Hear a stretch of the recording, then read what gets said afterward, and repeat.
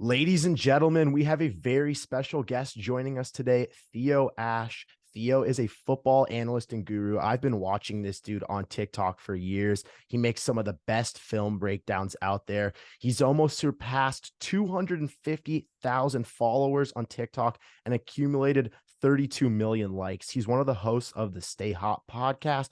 What's going on, Theo? Thanks for joining me today, man. I'm doing good. Thanks for having me on. It's been a long time coming since we met at the Super Bowl last year. Yes, sir, man. It was a great time up in Phoenix, but super excited to have you on. Always want to pick your brain. One of the most knowledgeable football guys out there.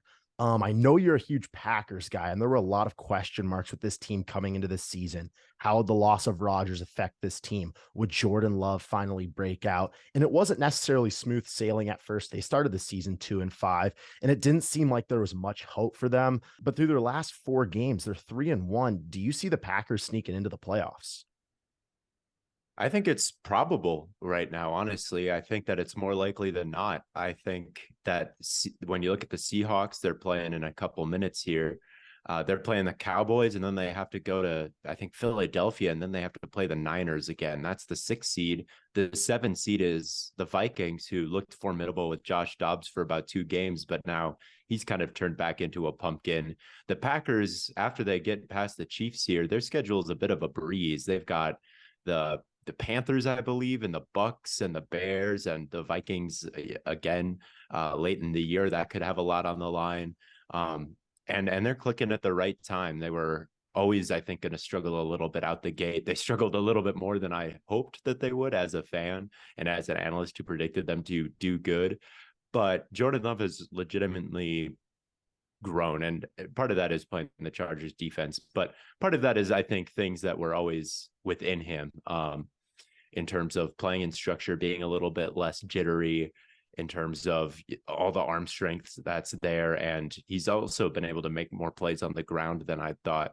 Like he's been nice, and they're growing and they're getting it together at the right time. It's not a pre-snap penalty every 5 plays anymore. So I do think that they can make the playoffs. I think that they've got a favorable shot at it right now, and I think odds agree. I saw some graphic that even if they lose this week, they've got like a 52% shot.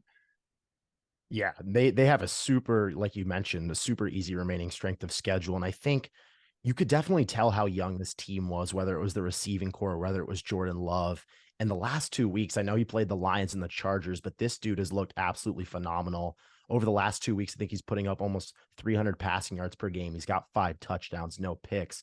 I mean, he has been absolutely phenomenal. Like you mentioned, they're the 8th seed right now, and it feels like the NFC is wide open in terms of the wild card. I mean, it seems like Dallas will get that 5th seed, but in terms of Seattle, Minnesota, Los Angeles is kind of in the mix a little bit. New Orleans has And they been, already beat the Rams yeah, exactly. and New Orleans. Exactly. Yeah. And New Orleans has been super inconsistent. I don't love that offense. And then it's like you got some bottom feeders like Tampa Bay, New York, and it's not really looking great for those teams. So I definitely think the Packers, their schedule favors them. Jordan Love is heating up at the right time. This offense is looking a lot better, more cohesive. I think they're going to be a really fun unit to watch in years to come with how young they are, Theo. But let's hop into the next question here. We'll stay in the NFC North. The Bears are going to have some huge decisions to make this offseason. Do they keep their management? Do they keep their coaches? They have a ton of draft capital and many positions of need. Theo, if you're the Bears, what are you doing to turn this team around over the next 6 months? I'm drafting Caleb Williams first overall. That's, I think, the main thing. And I don't think it's all on Fields the way they look right now, but I think there have been plenty and plenty and plenty of reps in his tenure as a starter where things have been open right away and he doesn't pull the trigger because he wants to freestyle. And Caleb will do that as well, I think, but the highs are higher with him. I think that he just has more of a knack to make plays, more natural accuracy, and just, I think, will be more poised in general. Like, Caleb doesn't deal with a ton of pressure playing at USC, but I think that when the pocket collapses, he shows, or has shown even as a prospect, just a better sense of how to make guys miss and calmness when he is under fire than Fields did at Ohio State with his stacked roster. So I think that you may see some of the same flaws with Caleb as you did with Fields, but the good plays are going to happen, I think, a lot more frequently. Definitely. And with Fields, it's just been a long time without enough positives, and the amount of quarterbacks that have looked as bad as Fields for this long and then have turned around and had productive careers with their next team or the team that drafted them, I'd imagine it's a pretty short list. I mean, even going into this year, he was kind of in unprecedented territory with, what the turnaround would need to be. And this year hasn't really helped his cause. So, yeah, I think that Fields, it's a lot more wrong than just him. The receiving core outside of Moore, to me, is quite bad. The line can't really drop back and pass protect. He's never had a competent center. I don't like Getsy's play design or play calling necessarily. So it's really rough sledding, but still, I think in terms of my evaluation, Caleb would grade out higher, and that's who I'd take. Yeah, definitely. I think this team right now, I just think Fields, between him needing a new change of scenery, I think you got to get rid of Poles, Luke Getsy. I mean, the whole mile there. I think the Bears, they haven't been great. They have so many positions of need. I think you definitely got to take Caleb Williams here. It just seems like Fields, he can't be a productive quarterback in Chicago. And I know there's, been a lot of like question marks with Caleb Williams recently. I think some people might have been turned off with the whole, oh, I want equity in the team, or, oh, I don't know if I'm gonna, it's a game time decision. I think that's definitely turning some people off, but it's like at the end of the day, it's Caleb Williams. And you don't want to you don't want to be the team that misses out on generational talent, like it looks like the Carolina Panthers did. But it's very interesting to see. I do want to see them, get a tackle, like you mentioned, maybe Joe Alt with that other potential top 5 pick. Maybe the Maserati Marv. I'd like to see him potentially in the top 5, but I definitely think, they are going to be able to get some really good talent in that first round. I think they should just clean house. I think that's probably the best for them right now. Let's hop into this next question, man. As I mentioned, I'm a huge Panthers fan. It's been painful, watching the decisions that management has made, including taking Bryce Young over Stroud. I want to get your thoughts on Bryce Young and the overall situation in Carolina. Not a good one. I think that Ike Ekwonu has been one of the worst tackles in the league this year after being taken in the top, it wasn't the top 5, maybe 6 Yeah, overall, it was was it? right outside of it. I think it might have been 8th. 8th. Yeah. And to get really poor play out of such a high investment, and then you talk about the backups at guard and the situation at center with Bozeman hasn't been great. He's under a lot of pressure, and there's just no separation down the field. No one has speed. No one can separate. I thought he made a couple of great throws versus the Titans over the middle on Diggs, and they were all tightly contested even when he was on the money. There's just nothing easy for him. And I think about some rookie quarterbacks that have gone through, in my opinion, the worst scenarios or situations of that, as bad as it gets when you're getting drafted highly. It was the Urban Meyer Jaguars and Trevor Lawrence. And Trevor has all these gifts, like athletically, and he couldn't really make anything happen. And then just Josh Allen with the Bills back in 2018, like that roster was terrible. And he's one of the most talented quarterbacks we've ever seen, and he couldn't get anything done. So to expect Bryce Young to survive back there and make all these plays, the plays needed to carry that offense out of the bottom 5 even. You would need to be superhuman. And my evaluation on Bryce going into the draft was he wasn't quite that superhuman type of talent at 5'9", 180 pounds, like doesn't have that power arm, probably won't be able to break tackles as effectively in the NFL. Like, I think all those things are true. And if they were to do it again, they probably wouldn't trade up. But even if he had all those things, like it wouldn't be, I think Lawrence and Allen showed like it's no guarantee that he would do a good job in that situation. Yeah. So I think that there's no huge reason to panic on Bryce yet. It's not like they've given him everything and the excuses have run out. There are plenty of things wrong that need to be fixed. And I think that he's got a chance to turn it around like some of the top quarterbacks have in the future in his career, but it's going to take a lot of work. And I do worry about his overall ceiling and if he ever will live up to what they gave away.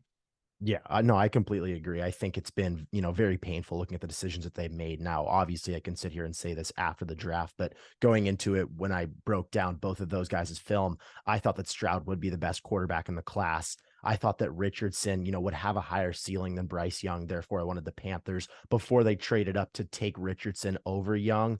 Um, and now I'm not faulting Young for everything here. I don't think he's been the best decision maker at times. Like you mentioned in the Tennessee game, I thought he showed some really good flashes. I think, those third down throws over the middle, those were pretty impressive. And like you mentioned, his receivers can't create any separation. It seems like they just tried to throw everything together with getting Frank Reich, with getting DJ Chark, Hayden Hurst, drafting Jonathan Mingo, getting Adam Thielen, then signing Miles Sanders. It's like, here, let's just throw everything together. Let's throw in a rookie quarterback and hope it works. And it's failed big time. They're 1-10 and obviously cost Frank Reich his job. This defense has been questionable. It's like, okay, we drafted Brian Burns. He's our franchise player. We could have gotten 2 first-round picks from the Rams. Now we're not going to re-sign the dude. It's like, what are we doing here? Jeremy Chin, he's been pretty good throughout his career. I thought at one point we are going to trade him at the deadline. We might have a fire sale. The Panthers have been all over the place. I didn't love the Reich hire in the first place, but it hasn't been great, Theo. Yeah, everyone is from somewhere else. All the free agents that you mentioned, they spent on a lot of them to try to replace the value they gave away for DJ Moore, and it didn't really work. And then their offensive coordinator is from LA, and he had never worked with Reich before. And those two built a playbook from scratch. So it was all new stuff that they weren't even familiar with. And the defensive coordinator is from Denver. Like, he wasn't someone that Reich knew. And Josh McCown had never coached before. And it was all these, like you said, it was, and every player that was there is from a different coaching staff because they've had 4 different head coaches in the last couple of years. So yeah, I don't think anybody's on the same page, and it's not Bryce's fault. It's been a million little decisions, and I don't know how you fire Frank Reich without firing also Scott Fitterer, the GM, who hasn't hit on any of these draft picks or nearly enough as you'd like to see. So yeah, I'm with you that there just seems to be a real lack of vision, and whoever they hire next, they got to make it a point to keep him around, even if it looks this bad by this time next year. It's like at some point there has to be some patience and some cohesiveness. Well, 100%. You look at the Panthers, they found Steve Wilks. They made him the interim head coach last year. He did a great job. I think it was week 16 or 17. They had a shot to beat Brady and potentially make the wild card. And it's like Steve Wilks, they ran for like 300 or 400 yards against the Lions. He had really everybody buying into this team. And I was super excited about him. Now he's, with San Fran. It looks like he's going to turn his career around. He'll be a head coach very soon. I think, he's an absolute stud. It's like, what's this going to look like in a few years? The Panthers gave away DJ Moore, their first round pick, and it looks like Caleb Williams for Bryce Young. I think they're going to be very upset when it comes down to it in the next few years. But we touched on Josh Allen and the Bills a little bit here. They're currently 6-6, and they're seated 10th in the AFC. They do have one of the hardest remaining schedules in the NFL. Next week, they're on the road in KC. The week after that, they're at home against the Cowboys. Then they finish up their season on the road at the Dolphins. Do you think the Bills season is cooked, or do they still have a chance? Well, when you consider their expectations, it's pretty cooked, because even if they do sneak into the wild card round, it's Super Bowl for them. Like, this is a huge window. They've been one of the top teams in the league for years now, but they keep losing game of the year, right? They always come in on the short end of it. And this year it's looking like there's no chance that it ends any differently than it has the years before. And they'd be very, very lucky to even get to that point. So their season is cooked. In terms of like making the playoffs or making the 7 seed, you never want to say never to anything. I mean, the Broncos have rattled off 6 straight wins, including one against the Bills, and they don't have, a Josh Allen type at quarterback. I think when you've got a guy like that, you are in basically any game. And the defense has been okay, I think, since Milano and Daquan Jones went down, and Trey White, like, it's about as good as you can expect. But still, when you're going up against these top teams, like, they're going to have a talent deficiency there. And then on the offensive side of the ball, it's Diggs, and who else has a ton of juice? Maybe Dalton Kincaid, but he's still coming along as a rookie tight end. I think, I mean, you saw it versus the Eagles. They were able to go toe to toe with the Eagles and had a real shot to win that game if Allen and Gabe Davis are on the same page, and Davis understands that it's an all-out pressure and he doesn't have to run to the corner. Like then they beat the Eagles, and the Eagles aren't 9-1 anymore. But so I think that proved that they're capable of beating anybody, but they came up on the short end, and they're going to come up on the short end on probably several more of these, even if they win one or two during the course of their schedule. So I think it is pretty cooked, even if something drastic happens and they make the 7 seed. Like that's no win for the Bills. Yeah, definitely. I mean, they're going to have to be on the road every single game in the playoffs. They're virtually out of the, divisional race with Miami here. And, they still have to play the Chargers on the road. I mean, the Chargers, they haven't looked great, but it's like it's the Chargers, and the Bills defense hasn't been good. So it's like realistically, Staley's going to be fighting for his job. Can Herbert go out there and throw for 400 yards against this defense? I absolutely think he can.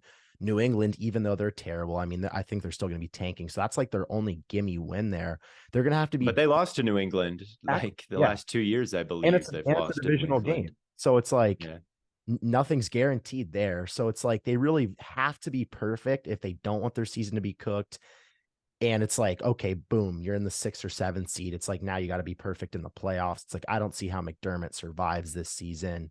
And in terms of Stephon Diggs, I just think with Trayvon tweeting out, the whole Josh Allen, I don't think that does anything good for Allen. And I think that, maybe had some internal, you know, disagreements there, but I just think they're slow. It's slowly a ticking time bomb. I mean, you see Von Miller, he turned him. It just looks like he turned himself in for that Yeah. out for his arrest. I mean, this defense just took another hit, and it's like you paid, an aging guy. I think it was like almost $20 million a year. I mean, that move had me scratching my head right when it happened.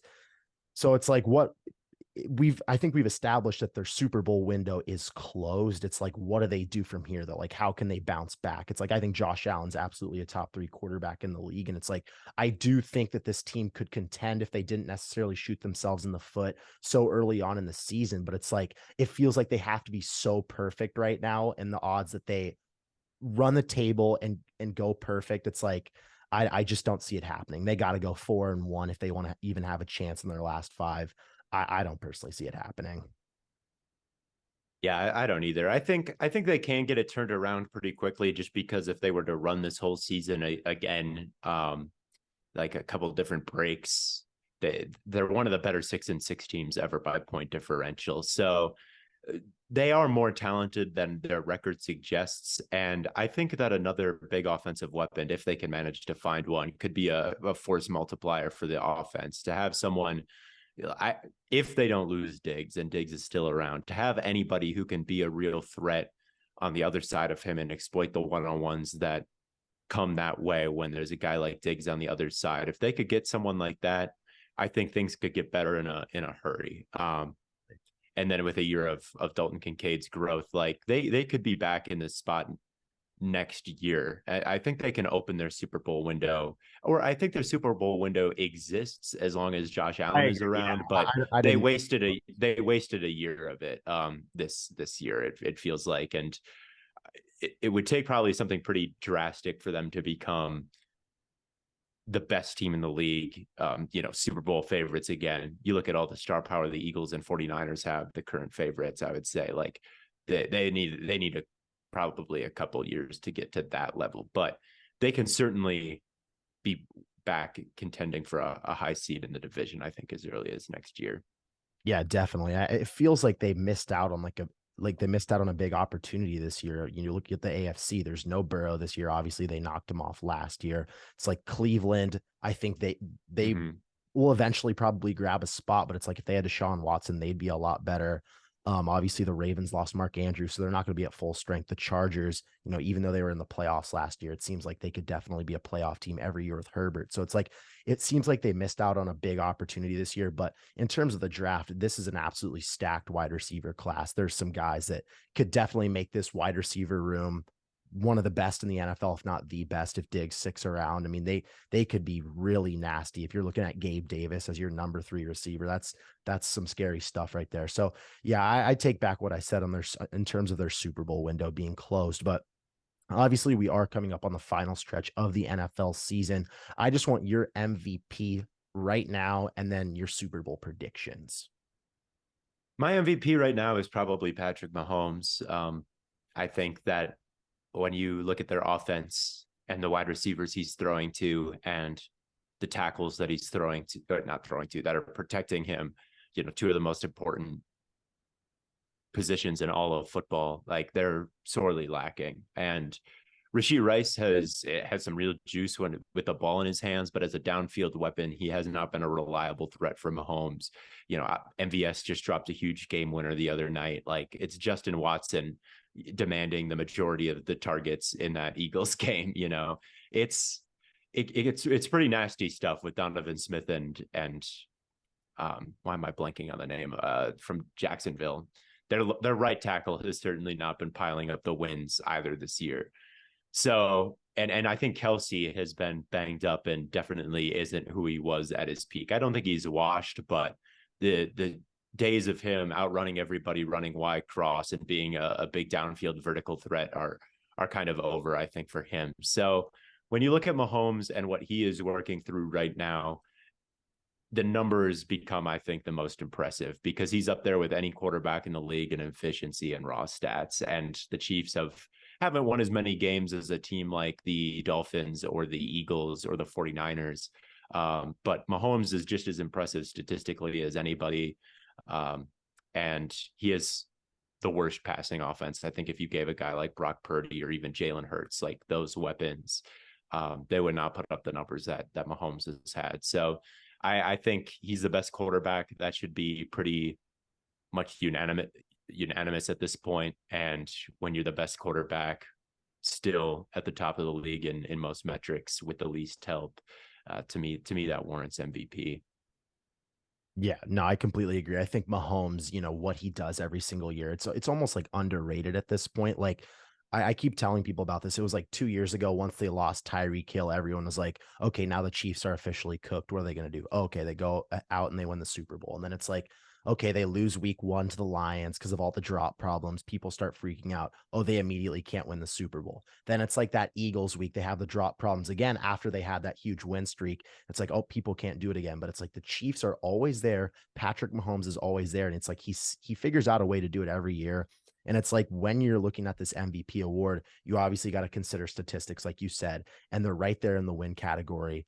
They're contending for that number 1 seed in the AFC. And it's like, I think we're getting numb to what Patrick Mahomes does every year. And it's almost like we expect it. But it's like, I completely agree. I think you got to give it to Mahomes, what he's doing. I mean, he has one of the worst receiving cores in the league. It's like, it's just Yeah, and they can't run the ball.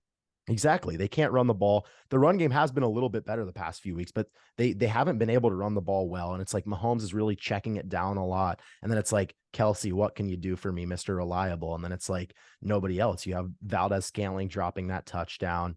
I mean, Kadarius Toney's been, not the most reliable. Sky Moore hasn't been the most reliable. So it's like, I look at Patrick Mahomes and it's like, I got to give it to him. He's just, we're, like I said, we're getting numb to what he's doing. But I want to switch over to college football here. As we wrap up, I think the college football playoff committee has a very tough decision. Championship weekend is upon us. The playoffs are right around the corner. Theo, if you're the college football playoff committee, what are the 4 teams that you're letting in right now? The undefeateds right now, even though Florida State lost its quarterback. I feel like the spirit of college football is that these regular season games kind of become playoff games. And if you win them all, I think you should be in. I think that's we at Stay High, we always bemoan the 12-team playoff, because the smaller the actual playoff field ends up being, the more important the regular season becomes. And those big games just kind of get sprinkled throughout the regular season and they feel like playoff games. And that's the collegiate formatting that I think I enjoy. Like, the pro formatting is fine too, but I like that they're different. And now it's not so much. So next year they're letting anybody in. And I think, like, for one last year, it's like next year it'll all get sorted out in the playoffs and it won't matter. This year, I think, if you win all your games in the regular season, obviously that'll be a playoff team forever and ever. But I think in the spirit of what it always kind of has been, you should probably just go with an overall record. And if you never fall, why aren't you invited to the playoffs? I think that Florida State has deserved it, assuming they win. Obviously, there's, Yeah. if they lose and, or if Georgia loses and they lose, there's all these scenarios. But as far as where it stands right now, I think the committee has done a good job in not putting Florida State under anybody, even though their quarterback is hurt. Yeah, no, I completely agree. I don't know if they're going to beat Louisville. I think that's going to be a tougher game for them. Louisville is nice. Yeah, they're good. I mean, and they just lost a big game last week that could have potentially, made their case a lot better to get into the college football playoffs. But, I do think that Oregon, they've looked so good. I do think that they'll ultimately beat Washington this weekend. It's hard to look at Georgia and Michigan and say, regardless of what happens this weekend, that they're both not going to make it. And then it's like, okay, what happens if Alabama wins? Texas obviously beat them. Like, I just think people are calling it the quote unquote like health situation for the college football playoff committee. Like, I wouldn't mind seeing an emergency 8-teamer, but no, I think it's going to be super fun. I think the competition this year compared to like the other years of the college football playoffs, it really feels like pretty much like 1 through 4 could definitely win it. Like, and I don't think we've ever seen that so far. Like that. Yeah, I agree. Yeah, because Usually it feels like there's one overpowered team, and I don't quite feel like Georgia is at that level right now as that number one team. It's not as strong of a Georgia team as we've seen in the past. I have if you think Louisville and Oregon is going to win, who would be your 4 in that scenario? shoot. So we'll say Louisville and Oregon wins. Let's say what are we going to say for the SEC? We gotta make a determiner for that. A call. Let's say Georgia wins that one, and Michigan beats Iowa. Okay, Michigan beats Iowa. So Georgia got to go with them at number 1, Michigan at number 2, and you said Oregon beats Washington. Mm-hmm. Yeah, I think you go Oregon at number 3, and then it's like if Louisville beats Florida State, it's like who's the most deserving of it, Texas or Ohio State? I think you got to go Texas. They're going to be, assuming that they win, they're going to be a 1-loss conference champion, and it's like Ohio State. It's like once you get to that point, it's like, what have you done for me lately? They beat Penn State a few weeks ago. They don't have any traction. They're not playing on championship weekend. I don't see how they'd be able to get any momentum, honestly, to kind of push themselves over the hump like we saw last year. And it's like, even if they do get in, I wouldn't be satisfied with that, because it's like, if they don't miss that, they lost the last right. game, they steamroll TCU, and CJ Stroud, he's got a nice little ring on his finger, but it's like, it's super unfortunate. But I do think that you got to put Texas in there, but give me your 4 if that situation happens. I want to see if you disagree. I don't disagree. I was, you probably know more. I'm not the biggest college football guy. I spend my Saturdays, like that's my non-football day. Yeah. So I haven't totally been paying attention. So I was honestly curious on what you would do. I feel like in the spirit of the thing, my main take is if FSU wins, I don't care how bad the QB is. It's like, you gotta reward the whole team. That's really my only take. Yeah. But No. if they lose all bets are off, and obviously you can replace them with Texas. I agree that it feels more right if Texas wins, to put them in there than Ohio State after losing the game and not playing in the conference championship. Like, having them get in anyway, I think everyone would let out a collective groan. So Well, it's yeah, like, I don't even know I how agree with Texas you is there. behind Ohio State right now, because it's like Texas has a better strength of schedule, and they've been like winning more recently, and they're still going to be playing this weekend. It's like, I don't know how the college football playoff committee put Ohio State over Texas, but it's like something tells me that when they win this weekend, they'll ultimately be over them. But yeah, there's been so many people on the fence with the Florida State stuff, because they're like angry. They're like, the committee better not put them in if they win against Louisville. And it's like, oh, we're really hoping that they do lose. And it's like, as a college football fan, it's like, I just love, I know that you guys aren't necessarily the happiest about the 12 team. I'm excited to see how it's going to work with more teams. I know that, the regular season might not be as It's going to competitive. be a fun weekend. Yeah. Yeah. Like, I think with 12 teams, and I'm not sure. I think it's 1 and 2 get the bye, or no, it's 1 through 4. 1 through 4 get the first round bye.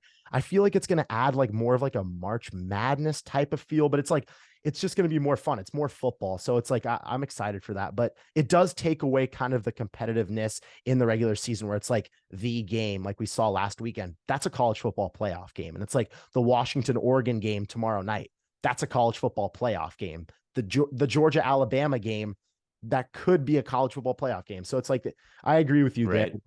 I'm excited to see, how the whole college football, outlook is going to look next year with obviously the whole conference realignment and then with the college football playoff stuff, man. Yeah, Matt is a little bit more upset than me on the Stay Hot podcast about it. It really is just shifting when it happens to the end to throughout the whole season. I just like it being different than the pros. I think that's kind of what makes it special. Is every other sport kind of works like college football does, and every other sport is fine. Like the NFL doesn't need to contract its playoffs or anything like that, but I'm a bit of a traditionalist, but if the games are fire, you won't see me complaining. Like if it's Yeah. just all bangers, then that's awesome. So I love that seven yeah, NFL threw in there, man. I mean, shoot, we had some well, great, the Packers are about to need it. yeah, So they're about shout it. out the NFL for that one. Well, Theo, thank you so much for joining me, man. It was awesome having you on. Ladies and gentlemen, if you want to check out Theo, his username on TikTok is at Theo Ash NFL. And if you want to listen to the Stay Hot podcast, it is on Spotify and Apple Music. Theo, want to shout out anything, man? Think you covered it all. Theo Ash NFL on TikTok and Twitter. Stay hot on YouTube and where you get your podcasts. I think you pretty much covered it. Yes, sir, man. All right. Well, appreciate you joining us, and you have a great rest of your night. You as well.